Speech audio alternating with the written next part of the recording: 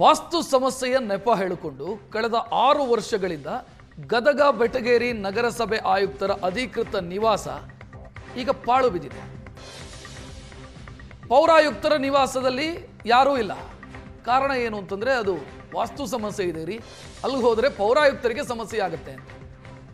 ನಾಗನ ಸಮಸ್ಯೆ ಇದೆ, ನಾಗಬೀದಿ ಇದೆ, ಆ ಕಾರಣಕ್ಕಾಗಿ ಈ ಮನೆಯಲ್ಲಿ ಇರೋದಕ್ಕೆ ಸಾಧ್ಯ ಇಲ್ಲ ಅಂತ.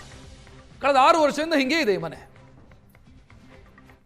ಗದಗ ಬೆಟಗೇರಿ ನಗರಸಭೆ ಆಯುಕ್ತರ ಅಧಿಕೃತ ನಿವಾಸ ಈಗ ಸಂಪೂರ್ಣ ಪಾಳು ಬಿದ್ದು ಹೋಗಿರ್ತಕ್ಕಂಥದ್ದು. ಈ ಪಾಳು ಬೀಳೋದಕ್ಕೆ ಕಾರಣ ಒಂದು ವಾಸ್ತು ಸಮಸ್ಯೆ ಅಂತ ಹೇಳಲಾಗ್ತಾ ಇದೆ, ಮತ್ತೊಂದು ಇಲ್ಲಿ ದೇವರ ಹಾವು ಇದೆ ಅಂತ ಹೇಳಿನೂ ಕೂಡ ಹೇಳಲಾಗ್ತಾ ಇದೆ. ಇದರಿಂದಾಗಿ ಈ ಕಟ್ಟಡ ಕಳೆದ 5-6 ವರ್ಷಗಳಿಂದ ಸಂಪೂರ್ಣವಾಗಿ ಹಾಳು ಬಿದ್ದಿರ್ತಕ್ಕಂಥದ್ದು. ಅಂದರೆ ಅತ್ಯಾಧುನಿಕವಾದಂತಹ ಸಂಪೂರ್ಣ ವ್ಯವಸ್ಥೆಯನ್ನಿರ್ತಕ್ಕಂತಹ ಒಂದು ನಿವಾಸ ಇದಾಗಿತ್ತು.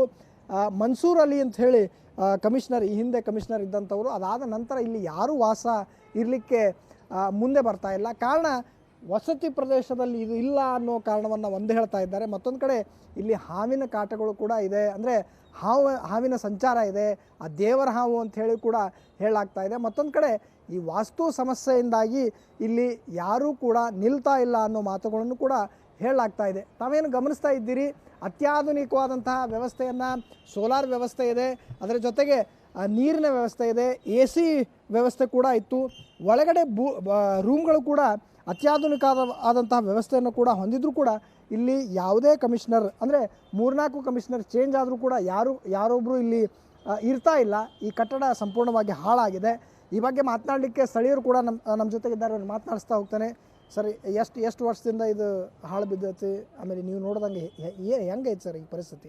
ಸರ್, ಇದು 2020 ಅಥವಾ 21ರಲ್ಲಿ ಹಿಂದಿನ ಕಮಿಷನರ್ ಮನ್ಸೂರ್ ಅಲಿ ಸರ್ ಇಲ್ಲೇ ವಾಸ ಮಾಡ್ತಾಯಿದ್ರು. ಅವಾಗ ಅವ್ರು ಇದ್ದಂಥ ಸಮಯದಲ್ಲಿ ಎಲ್ಲನೂ ಸುರಕ್ಷವಾಗೇ ಇತ್ತು. ಅವ್ರು ಯಾವಾಗ ಇಲ್ಲಿಂದ ಟ್ರಾನ್ಸ್ಫರ್ ಆಗಿ ಬೇರೆ ಕಡೆ ಹೋದರು, ಹೋದ ನಂತರ ಅವಾಗಿಂದ ಇದು ಪಾಳು ಬಿದ್ದಿದೆ.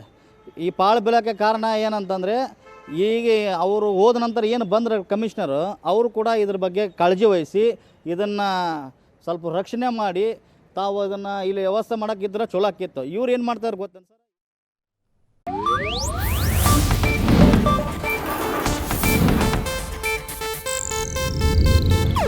ಇದು ಏಷ್ಯಾನೆಟ್ ನ್ಯೂಸ್ ನೆಟ್ವರ್ಕ್ ಪ್ರಸ್ತುತಿ.